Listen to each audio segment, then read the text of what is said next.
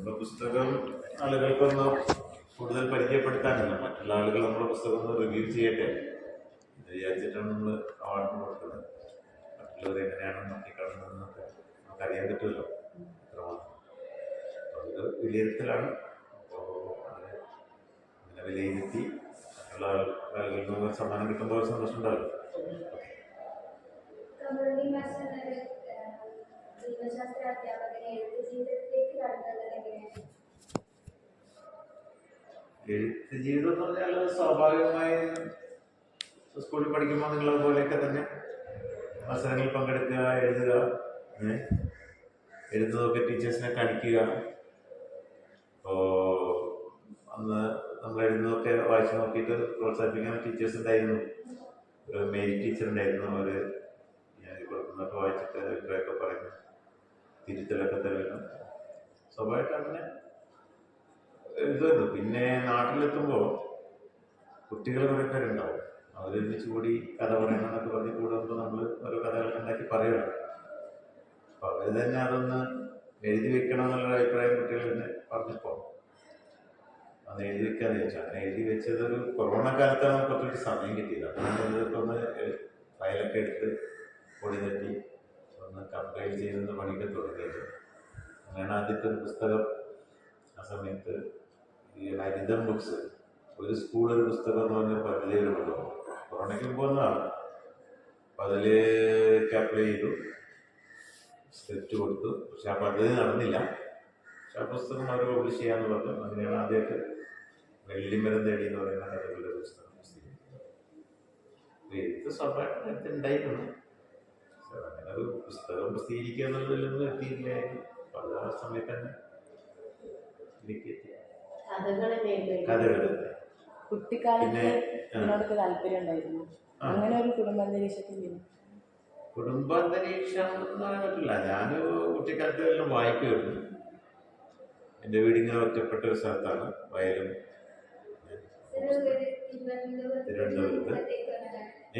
തിരുവനന്തപുരത്ത്. അപ്പൊ ഇങ്ങനെ അവിടെ ഇരുന്ന് കഴിഞ്ഞാൽ നല്ല വിശാലമായ വയലുണ്ട്. അപ്പോൾ അവിടെ ഇങ്ങനെ വായിക്കാം ഇങ്ങനെ സ്വപ്നം കണ്ടൊക്കെ ഇങ്ങനെ ഇരിക്കാനോ ഇരിക്കുന്ന അങ്ങനെ.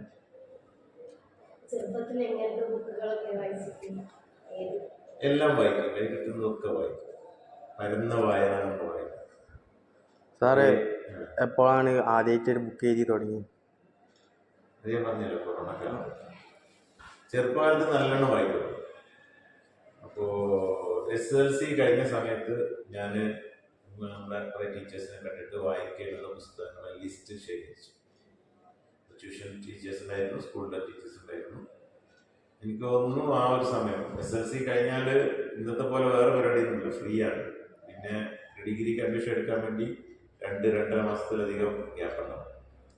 അപ്പോൾ ഞാനൊരു 3 ലൈബ്രറികളിലൊക്കെ പോയി ചേർന്ന് കംപ്ലീറ്റ് കുറേ പുസ്തകം. ആ സമയത്താണ് ഏറ്റവും അധികം വായിച്ചതെന്ന് തോന്നുന്നില്ല. അതിനുശേഷം അത്രയധികം വായിച്ചിട്ടില്ല. എത്രത്തോളം ഞാൻ മലയാളത്തിലെ ഏറ്റവും വലിയ നോവലാണെന്നറിയാം.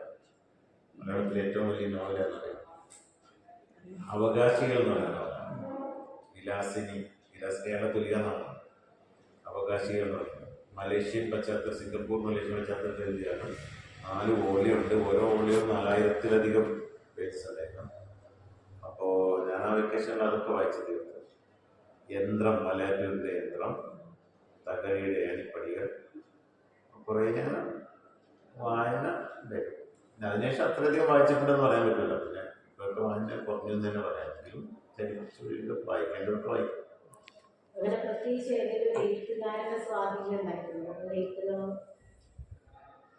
ഇങ്ങനെ പറയാൻ ഉണ്ടാവില്ല. എങ്കിലും നമുക്ക് ഇഷ്ടപ്പെട്ടത് വൈക്കം മുഹമ്മദ് ബഷീറിൻ്റെ ഒക്കെ എഴുത്ത് നമുക്ക് വളരെ ഇഷ്ടപ്പെടുക. ഏത് ആളിനെയും, ഏത് നിലവാരത്തിലുള്ള ആളിനെയും സ്വാധീനിക്കാൻ പറ്റുന്നതാണ് വൈക്കം മുഹമ്മദ് ബഷീറിൻ്റെ എഴുത്തുകൾ. വലിയ ചിന്തകന്മാരാണെങ്കിൽ അവർക്ക് ആവശ്യമുള്ളതുണ്ടാവും, സാധാരണക്കാരന് അവർക്ക് ആവശ്യമുള്ളതാണ്. അതാണ് വൈക്കം മുഹമ്മദ് ബഷീറിൻ്റെ എഴുത്തിൻ്റെ ഒരു പ്രത്യേകത. ഏത് ലെവലിലുള്ള ആളിനും വായിക്കാനും അഭിപ്രായം പറയാനും പറ്റും. ചിന്തകന്മാരാകുമ്പോൾ അവർക്ക് അതിനനുസരിച്ചുള്ള അഭിപ്രായങ്ങൾ പറയും. സാധാരണക്കാരന് നല്ല വൈക്കം മുഹമ്മദ് ബഷീറൊക്കെ മിക്കവാറും എല്ലാം നമ്മൾ വായിച്ചു.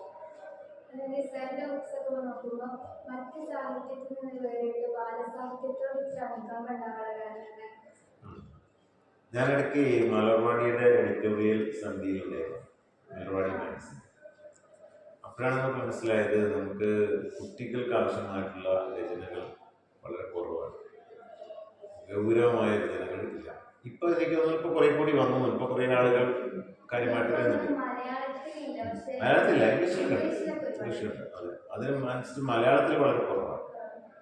പിന്നെ മലയാളത്തിലെ വേറെ പ്രശ്നമുണ്ട്, കുട്ടികൾക്കൊക്കെ എഴുതുക എന്ന് പറഞ്ഞു കഴിഞ്ഞാൽ അത് മോശമായ കാര്യമാണ്. കുട്ടികൾക്ക് വേണ്ടി എഴുതുക എന്നുള്ളൊരു പ്രത്യേകിച്ച് ഒരു ധാരണയുണ്ട്. അപ്പോൾ വലിയ എഴുത്തുകാരൊന്നും കുട്ടികൾക്ക് വേണ്ടി എഴുതില്ല. കാരണം കുട്ടികൾക്ക് വേണ്ടി എഴുതി കഴിഞ്ഞാൽ അങ്ങനെ ബ്രാൻഡ് ചെയ്യുന്ന ഒരു പ്രശ്നമാണ്. കുട്ടികളുടെ എഴുത്തുകാരൻ എന്ന് പറഞ്ഞു കഴിഞ്ഞാൽ പിന്നെ ആളുകൾ അംഗീകരിക്കണം, കുട്ടികൾക്ക് വേണ്ടി എഴുതുന്നതല്ലേ എന്ന് പറയും. അപ്പൊ അങ്ങനെയൊക്കെയുള്ള കാഴ്ചപ്പാട് കൊണ്ടാകണം. അപ്പൊ അതിന്റെ ഒരു കുറവ് വല്ലാതുള്ളത് കൊണ്ട് നമുക്ക് തോന്നി, നമുക്ക് എഴുതി നോക്കാൻ തോന്നിയാണ് അതിനെയാണ് കുട്ടികൾക്ക് വേണ്ടി എഴുതിയത്. അപ്പോൾ ഇപ്പൊ കുറച്ചാളുകൾ മുതിർന്ന ആളുകളൊക്കെ കുറേശ്ശെ ചെയ്യുന്നുണ്ട്, നല്ല സാഹിത്യകാരനൊക്കെ ഇപ്പോൾ ചെയ്തു തുടങ്ങിയിട്ടുണ്ട്. പക്ഷെ മുമ്പ് വളരെ കുറവായിരുന്നു. കുട്ടികൾക്ക് എഴുതുമ്പോൾ തന്നെ ഒരു കുട്ടികളുടെ ഒരു ഭാഷ വളരെ ലോ ഭാഷ ഉപയോഗിക്കുകയും അതെ. പക്ഷെ കുട്ടികൾക്ക് നല്ല നല്ല ആശയങ്ങളൊക്കെ സിമ്പിളായിട്ട് എഴുതിയാൽ കുട്ടികൾക്ക് ഗ്രഹിക്കാനാവും, കുട്ടികൾ വായിക്കേണ്ടതുണ്ട്. ഈ പറഞ്ഞ പോലെ മലയാളത്തിനേക്കാളും കൂടുതൽ ഇംഗ്ലീഷിലാണ് എഴുതുന്നത്. കുട്ടികൾ ഇപ്പോൾ ഇംഗ്ലീഷാണ് വായിക്കുന്നത്. ഞാനും എൻ്റെ കഥകളൊക്കെ ഇംഗ്ലീഷിലേക്ക് മാറ്റുന്നതിനുള്ള ശ്രമം ആരംഭിച്ചിട്ടുണ്ട് കുറച്ചുകൂടി. അപ്പോൾ കുറച്ചുകൂടി വൈഡർ ആയിട്ടുള്ളൊരു റീഡിങ് കിട്ടും. അല്ല, മറ്റൊന്ന് രണ്ട് കൊടുത്തിട്ടുണ്ട്, ഞാൻ ശ്രമിച്ചു നോക്കുന്നുണ്ട്. ഓക്കെ. പിന്നെ സാർ ഒരു ബോട്ടണി അധ്യാപകനാണ്, അതുകൊണ്ട് തന്നെ കൂടുതൽ പ്രകൃതിയൊക്കെ അതുകൊണ്ടാണ് സാറിന്റെ കഥകൾ. സ്വാഭാവികമായിട്ടും സയൻസ് അധ്യാപകരാകുമ്പോൾ ഉണ്ടാകുന്ന ഒരാളും ഒരു ഇതുണ്ടല്ലോ, അത് കഥകളിൽ വരാനുള്ള സാധ്യതയുണ്ട്. ഇതിനകത്ത് അത്തരം വിഷയങ്ങൾ കുട്ടികൾക്ക് വരണം എന്നുള്ള ഒരു കാഴ്ചപ്പാട് കൂടി ഉള്ളത് കൊണ്ടാണ്.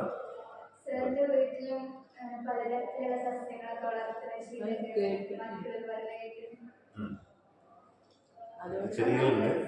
ഞാൻ പറഞ്ഞല്ലേ, നമ്മൾ താമസിക്കുന്ന സ്ഥലം നല്ല പ്രകൃതി രമണീയമായ സ്ഥലമാണ്, വളരെ ശാന്തമായ സ്ഥലമാണ്. അവിടേക്ക് നാട്ടിൽ അവിടെയും ധാരാളം പ്ലാന്റ്സ് ഉണ്ടായിരുന്നു. ഇവിടെ കുറച്ച് പ്ലാന്റ്സ് ഇവിടെ ഉണ്ട്, സ്വാഭാവികമാണ്. എന്നാലും ചെടികൾ ഇഷ്ടമാണ്.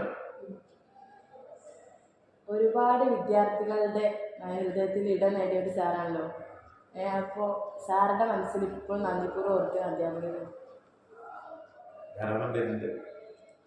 ചെറിയ ക്ലാസ് മുതൽ പഠിപ്പിച്ച ധാരാളം അധ്യാപകർ. ഞാൻ നേരത്തെ ടീച്ചറെ കുറിച്ച് പേര് പറഞ്ഞു. അതുപോലെ ജോസഫ് സാറ്, മെയിൻ ടീച്ചർ, പിന്നെ നിരവധി അധ്യാപകരെ നമ്മൾ ഓർമ്മിക്കുന്നുണ്ട്. അധ്യാപകരൊക്കെ ആർക്കും നമുക്ക് വലിയ പരിഗണന നൽകിയിട്ടുണ്ട്.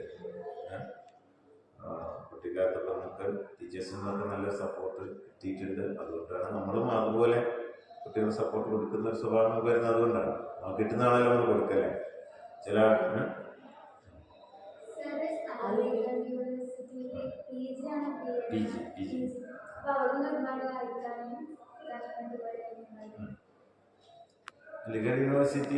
ഞാൻ PGക്കാണ് എത്തിയത്. അവിടെ വലിയൊരു ലൈബ്രറി ഉണ്ട്, മൗലാന ആസാദ് ലൈബ്രറി എന്നാണ് പേര്. അപ്പം നമ്മൾ 24 hour പ്രവർത്തിക്കുന്ന ഒരു ലൈബ്രറി എന്ന് പറഞ്ഞാൽ നമ്മുടെ ജീവിതത്തിൽ വരെ കണ്ടിട്ടില്ല. അവിടെ നമ്മൾ പോകും. ഒന്ന്. രണ്ടാമത് ലൈബ്രറി എന്ന് പറഞ്ഞു കഴിഞ്ഞാൽ നമുക്ക് നമ്മുടെ ഒരു കൺസെപ്റ്റ് എന്ന് പറഞ്ഞാൽ പലപ്പോഴും നമ്മളൊന്നൊരു പുസ്തകം എടുത്ത് പോകുന്നതാണല്ലോ നമ്മുടെ കൺസെപ്റ്റ്. പക്ഷേ നിറഞ്ഞ് കവിഞ്ഞ ഒരു ലൈബ്രറി എന്ന് പറയുന്നത് നിങ്ങളുണ്ടാവും. അത് കാണാൻ ഭാഗ്യം കിട്ടും. കാരണം അവിടെ ഇഷ്ടംപോലെ ഹാളുകളുണ്ട്, പക്ഷെ നമുക്ക് സീറ്റ് കിട്ടില്ല. നമ്മൾ പോയിട്ട് ക്യൂ നിൽക്കണം. ചിലപ്പോൾ ചില ഹോട്ടലുകളിലൊക്കെ ഉച്ചയ്ക്ക് പോയാൽ ക്യൂ നിൽക്കൂലേ, ഒരാൾ എഴുന്നേറ്റ് ഇരിക്കാൻ പറ്റും. അതുപോലെ ക്യൂ നിൽക്കേണ്ടി വരും പലപ്പോഴും വായിക്കാൻ. അങ്ങനെ ഉള്ള ഒരു ലൈബ്രറിയാണ് മൗലാന ആസാദ് ലൈബ്രറി. മാത്രമല്ല ലൈബ്രറിയിൽ കുട്ടികളുള്ള പഠനത്തിന് ആവശ്യത്തിന് വേണ്ടി ലൈബ്രറി എപ്പോഴും കുട്ടികളുണ്ടാവും. ഓരോ എടുത്ത് അത് ആവശ്യമായ ഇഷ്യൂ ചെയ്ത് അങ്ങനെ പഠിക്കുന്ന ഒരു ലൈബ്രറിയാണ് മൗലാന ആസാദ് ലൈബ്രറി. നല്ല നമുക്ക് നമ്മുടെ ജീവിതത്തിൽ കിട്ടുന്ന എല്ലാവരും എങ്കിൽ അവിടെ എത്തുമ്പോൾ അത് 24 hour ആയിരുന്നില്ല. അവിടെ പോയി എത്തിക്കഴിഞ്ഞപ്പോൾ അത് 24 മണിക്കൂർ പ്രവർത്തിക്കുന്ന ലൈബ്രറി ആയി വേണ്ടി രാത്രി ഏത് സമയത്ത് പോയാലും ലൈബ്രറിയിൽ ആളുണ്ടാവും. അതൊരു വല്ലാത്തൊരു അനുഭവമാണ്. അവിടെ നിന്ന് ധാരാളം വായിക്കാൻ കഴിഞ്ഞിട്ടുണ്ട്. ആ ലൈബ്രറിയെ കുറിച്ച് ഞാൻ വിജ്ഞാനവർഷത്തിൽ എഴുതിയിട്ടുണ്ട്. ഇസ്ലാമിക് വിജ്ഞാനവർഷത്തിൽ മൗലാന ആസാദ് ലൈബ്രറിയെ കുറിച്ചുള്ള ഒരു ആർട്ടിക്കിൾ എഴുതിയിട്ടുണ്ട്. ഇസ്ലാമിക് വിജ്ഞാനവർഷത്തിന്റെ ഇതിലുണ്ട്, ധാരാളം കണ്ടന്റ് എഴുതിയിട്ടുണ്ട്. പിന്നെ ഇന്ന് ഇവിടുത്തെ NSS യൂണിറ്റ് സംസ്ഥാന അവാർഡിനൊക്കെ നിറവിലാണ്. ഇവിടുത്തെ ആദ്യ ആദ്യത്തെ NSS കോർഡിനേറ്റർ സാറായിരുന്നു. Programme officer. അപ്പോൾ അവിടെ നിന്ന് ഒരു NSSന്റെ ഒരു വളർച്ചയൊക്കെ ഇവിടുത്തെ NSSന്റെ വളർച്ചയൊക്കെ എങ്ങനെയാണ് നോക്കിയിട്ടാണ്? നമ്മുടെ സ്കൂളിൽ 2000-ലാണ് നമുക്ക് 99-ലാണ് നമുക്ക് യൂണിറ്റ് കിട്ടുന്നത്. ഇപ്പം നല്ല നമ്മൾ തിരുവനന്തപുരത്ത് പോയി കുറേ പ്രഷർ യൂണിറ്റ് വാങ്ങിക്കൊണ്ട് വന്നതാണ്. അന്ന് കിട്ടിയത് മുതൽ നമ്മൾ യൂണിറ്റ് വളരെ നന്നായി വർക്ക് ചെയ്യുന്ന യൂണിറ്റാണ്. നല്ല രീതിയിൽ നല്ലൊരു ഗ്രൂപ്പ് വോളണ്ടിയേഴ്സാണ് നമുക്ക് ഉണ്ടാവുക. അതുകൊണ്ട് തന്നെ നല്ല വർക്ക് എല്ലാ വർഷവും ഇതിലും നമ്മൾ ചെയ്യാറുണ്ട്. വളരെ മാതൃകാപരമായിട്ടാണ് കുറേയേറെ വർക്കുകൾ നമ്മൾ ചെയ്തിട്ടുണ്ട്. അപ്പോൾ അത് നമ്മളിവിടുന്ന് അവാർഡിന് കൊടുക്കുന്നത് കുറവായിരുന്നേ ഉള്ളൂ. കുറച്ച് കൃത്യമായി ഡോക്യുമെന്റ് ചെയ്തിട്ട് സലീം സാറ് വളരെ നന്നായി പത്രപ്രവർത്തനമൊക്കെ ആയതുകൊണ്ട് വളരെ നന്നായി ചെയ്തു, അവാർഡ് വാങ്ങി. നേരത്തെ നമുക്ക് പല രീതിയിൽ അവാർഡ്, ജില്ലാ അവാർഡ് നമുക്ക് ലഭിച്ചിട്ടുണ്ട്. എന്തായാലും നമ്മുടെ ഒരു ഗ്രൂപ്പ് കൂടെ നല്ലതാണ്, നല്ല കുട്ടികളാണ്. ഇന്നലെ തന്നെ നമ്മൾ വളരെ പെട്ടെന്നാണ് ഒരു മോക്ക് പാർലമെന്റ് നടത്തിയത്. പെട്ടെന്ന് അധികം ഒരു പ്രിപ്പറേഷൻസ് ഒന്നും നടത്താം, പക്ഷെ വളരെ നന്നായിട്ട് കുട്ടികൾ അത് ചെയ്തു. നല്ല കപ്പാസിറ്റി ഉള്ള കുട്ടികളാണ് നമ്മുടെ കുട്ടികൾ എന്നുള്ളതാണ് അതിൻ്റെ സക്സസ് സ്റ്റോറി.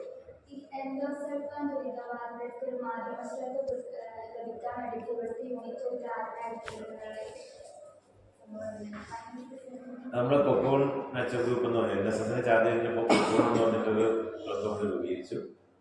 അപ്പം അതിൻ്റെ കീഴിൽ നമ്മൾ പ്രോഗ്രാമുകൾ ഇങ്ങനെ ഓരോന്ന് ആലോചിച്ചപ്പോൾ നമ്മുടെ ഡിസ്കഷൻസിൽ വന്നതാണ് കരിദോസപ്പാൻ. ആ സമയത്താണ് മാതൃഭൂമിയെ സംബന്ധിച്ച റിപ്പോർട്ടുകൾ വരുന്നത്. ഫോട്ടോഗ്രാഫർ ഉണ്ടായിരുന്നു, മാതൃഭൂമിയിൽ തന്നെ വരുന്ന റിപ്പോർട്ട് വരുന്ന സമയം. അപ്പോൾ നമ്മളവിടെ പോകാൻ തീരുമാനിച്ചു.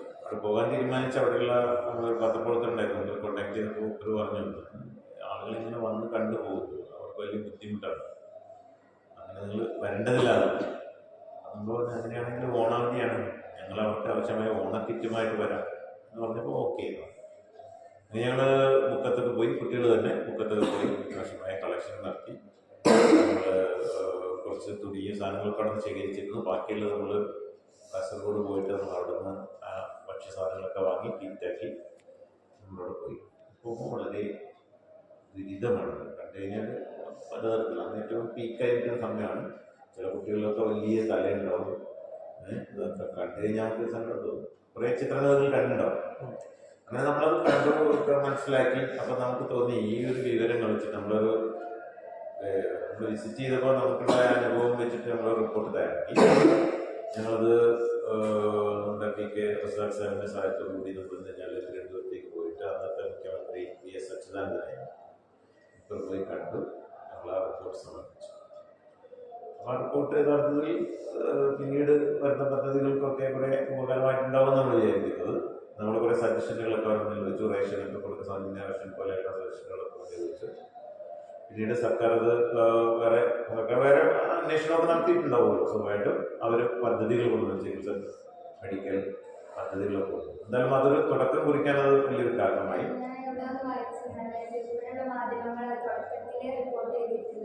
ഇവിടെ ഒന്നും അങ്ങനെ അറിയില്ലായിരുന്നു. നമ്മൾ അങ്ങനെ ഒരു പദ്ധതിയൊക്കെ ഇട്ട് കാര്യങ്ങളൊക്കെ ചർച്ച ചെയ്തു. അപ്പം നമ്മളന്ന് പോകുന്നതിൻ്റെ തലേ ദിവസം ഞങ്ങളിവിടെ ഒരു ഒരുക്കങ്ങൾ നടത്തുമ്പോൾ നമ്മളെ മനോരമ ചാനലുകൾ അന്ന് വൈകുന്നേരം സ്കൂളിലേക്ക് വന്നു. അവരൊരു റിപ്പോർട്ട് തയ്യാറാക്കി അവർ പ്രസൻറ്റ് ചെയ്തു. പിറ്റേന്ന് ഞങ്ങൾ കോഴിക്കോട് റെയിൽവേ സ്റ്റേഷനിൽ എത്തിയപ്പോൾ ഏഷ്യാനെറ്റ് എത്തി. ഞങ്ങൾ കാസർഗോഡ് നിന്ന് ഇറങ്ങിയപ്പോൾ ഇന്ത്യ വിഷനിലെത്തി. കാരണം മനോരമയുടെ റിപ്പോർട്ട് ഉണ്ട്. അങ്ങനെ നമ്മളങ്ങനെ ആകണമെന്ന് പ്ലാൻ ചെയ്തതല്ല. പക്ഷെ എല്ലാ ചാനലുകളിലും 2-3 ദിവസം നിറയെ നല്ല വാർത്തയായിട്ടുണ്ട്. ഈ ഓണം എൻഡോസൾഫാൻ ഇരകളോടൊപ്പം എന്നായിരുന്നു നമ്മൾ കൊടുത്തിട്ടായിട്ട്.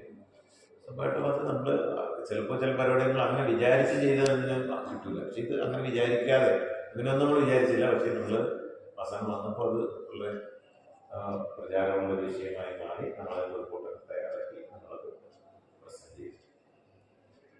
നല്ല കുറേ ഡോക്യുമെന്റ്സ് കൂടെ ഉണ്ടായിരുന്നു. നമ്മളെ സ്കൂള് മാറുന്നതിനിടയിൽ ആ സാധനങ്ങളൊക്കെ ഇവിടെ മിസ്സായി. കാരണം ഞങ്ങൾ എക്സിബിഷൻ പോലെ ചാർട്ടൊക്കെ തയ്യാറാക്കിയിട്ട് കംപ്ലീറ്റ് യാത്രകളൊക്കെ റെഡിയാക്കി. അന്നൊക്കെ നമുക്ക് അത്ര ഈ മൊബൈലും സാധനങ്ങളൊന്നും ഇല്ലാത്തത് കൊണ്ട് ആ ഇതിൽ നമ്മൾ ഡോക്യുമെന്റ് ചെയ്തിട്ടുണ്ട്. റീലൊക്കെ ആക്കിയിട്ടുണ്ട്. സാറിന്റെ NSS യൂണിറ്റിലും കൊക്കുന്നൊക്കെ നേതൃത്വം അതിന്റെ പ്രവർത്തനങ്ങളൊക്കെ നമുക്ക് മനസ്സിലാവുന്നത് സാറ് വിദ്യാർത്ഥി ജീവിതത്തോടൊപ്പം തന്നെ കുട്ടികളെ സാമൂഹിക ജീവിതത്തിലേക്കും ഇതാക്കാൻ ശ്രമിക്കുന്നുണ്ട്. അതിനെ കുറിച്ച് അതെ, കുട്ടികൾക്ക് യഥാർത്ഥത്തിൽ ക്ലാസ് റൂമിൽ നിന്ന് കിട്ടുന്നതിനേക്കാൾ കുറേ എഡ്യൂക്കേഷൻ കിട്ടേണ്ടത് പുറത്തുനിന്നാണ്. ബിയോണ്ട് ദി കരിക്കുലം നമ്മൾ പറയും. അതുപോലെ നമ്മൾ ചെയ്ത പണിയാണ് പുൽപ്പറമ്പിൽ നമ്മൾ 2.5 ഏക്കർ നമ്മൾ എൻ്റെ സ്വൽപ്പം കഴിഞ്ഞ് വന്നപ്പോൾ ഉള്ള ഒരു വിഷയമായിരുന്നു.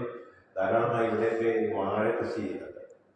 അന്ന് വാഴ കൃഷിയിൽ ധാരാളം ഈ കീടനാശിനികൾ ഉപയോഗിക്കുന്നു. നമ്മൾ അതിൻ്റെ സ്വൽപ്പം കണ്ടൊന്നുമില്ല. അപ്പം നമ്മൾ അതിനെക്കുറിച്ച് ചർച്ച ചെയ്തിട്ട് നമ്മൾ എന്ത് ചെയ്ത് കഴിഞ്ഞാൽ പാടങ്ങളിൽ നിന്ന് പാടങ്ങളിലേക്ക് അത് ക്യാപ്ഷൻസ് ഒക്കെ നമ്മൾ ആദ്യം ഉണ്ടാക്കി. പിന്നീട് പല സ്കൂളുകളും അത് പിന്നെ ഉപയോഗിച്ചത്. നമ്മൾ ആദ്യമായിട്ട് നമ്മളാണ് ഉപയോഗിച്ചത് പാടങ്ങളിൽ നിന്ന് പാടങ്ങളിലേക്ക് എന്നുള്ളത്. 2.5 ഏക്കർ വയലെടുത്തു. ആ വർഷം കുറേ പരിപാടി ഉണ്ടായിരുന്നു. എല്ലാവരും കൂടി ഒരുമിച്ച് പോയി കാളക്കൂട്ടൊക്കെ നടത്തി വയലൊരുക്കി വിത്തിട്ടു കൊയ്തു. അതിൻ്റെ വെള്ളപ്പൊക്കം വന്നു.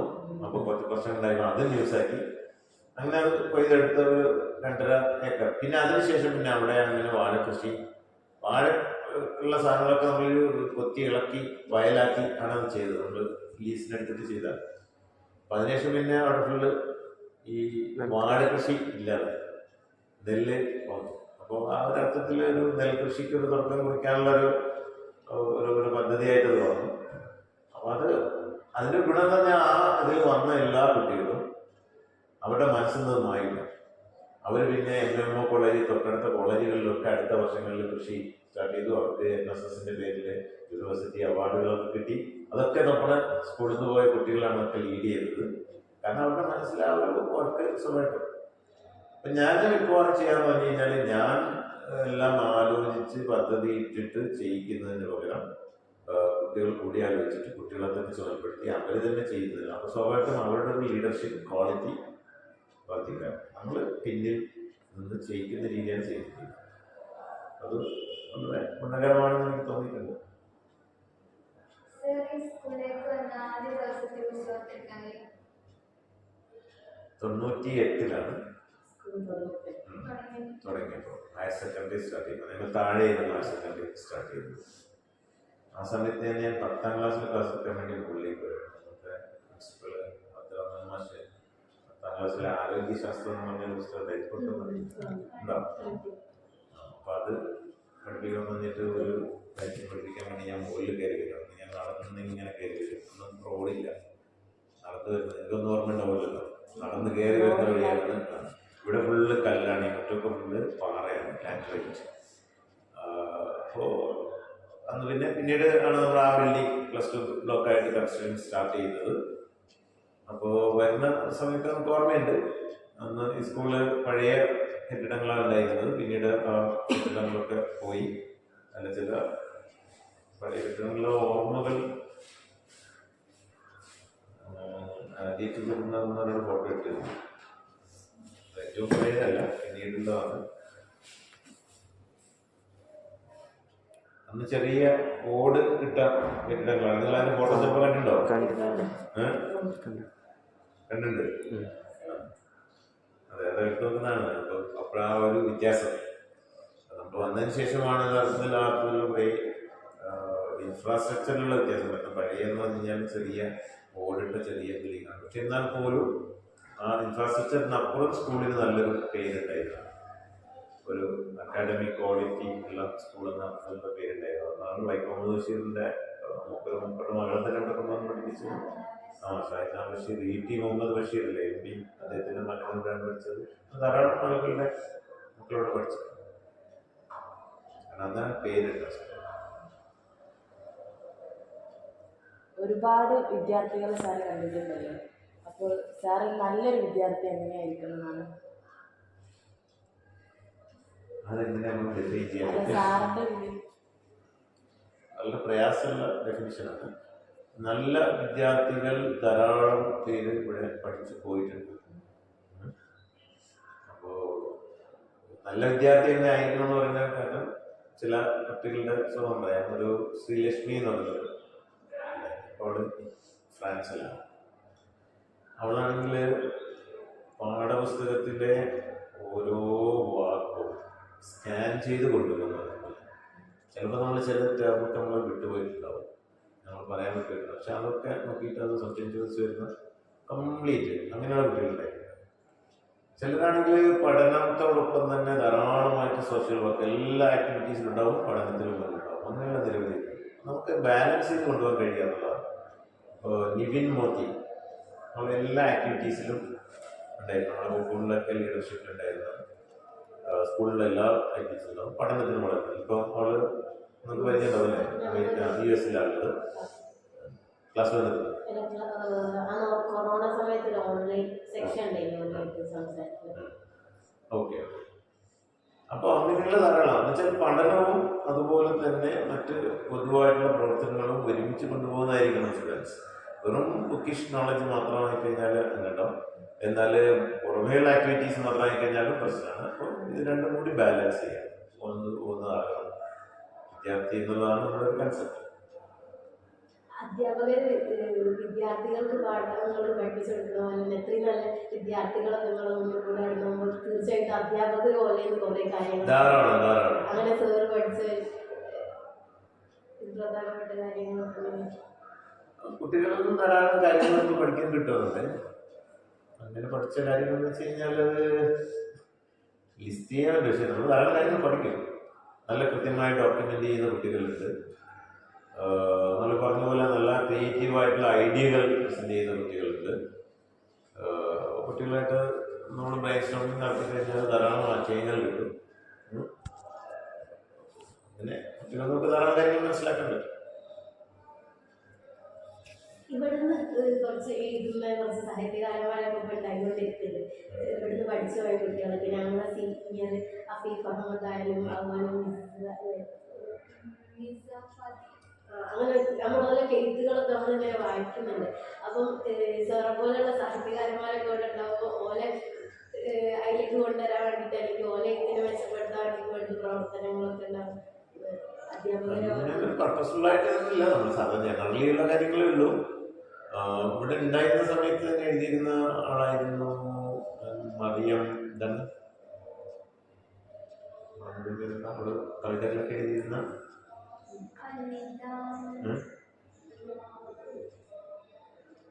ഒരു മറിയം ഉണ്ടായിരുന്നു.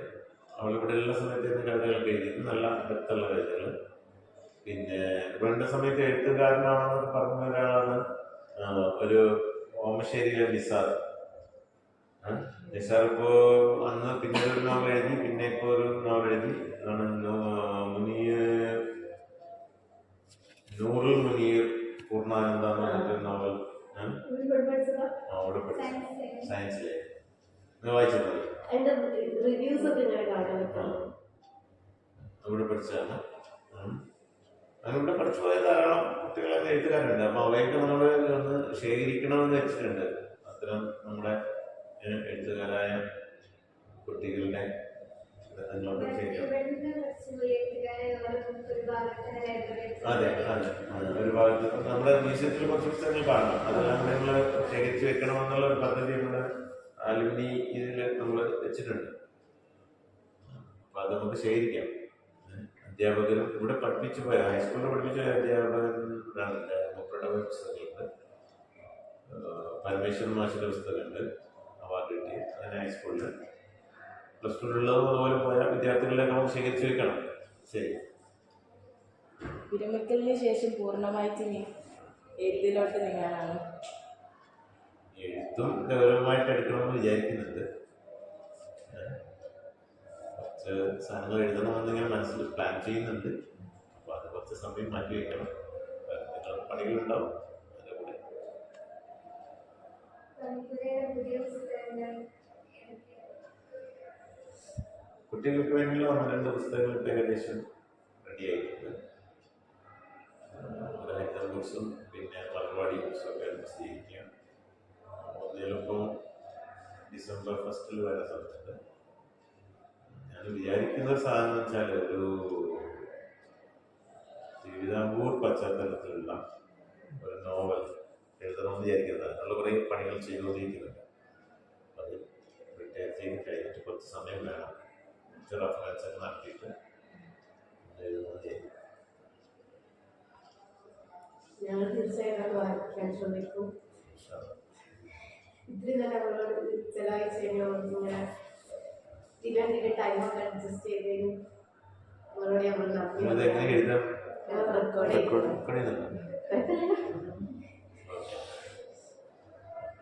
കിട്ടിയാ നിങ്ങൾ സെലക്ട് ചെയ്തോളി. ഓക്കെ, എന്തായാലും സന്തോഷം.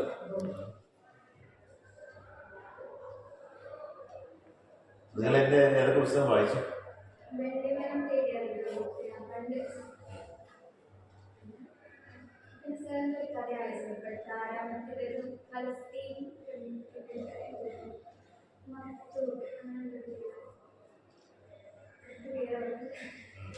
ആരാമത്തിലെന്താ?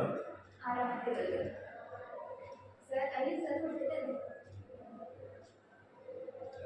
പ്രബോധനത്തിലൊക്കെ ഫലസ്തീൻ കഥകളിലൊരു 6-7 കഥകളൊക്കെ എഴുതിയിട്ടുണ്ട്. കുറച്ച് കഥകൾ കൂടി വെച്ചുകൊണ്ട് ഒരു ചെറിയൊരു പുസ്തകം കഥകളുടെ ഫലസ്തീൻ കഥകളുടെ ആക്കാമെന്ന് വിചാരിച്ചിട്ടുണ്ട്.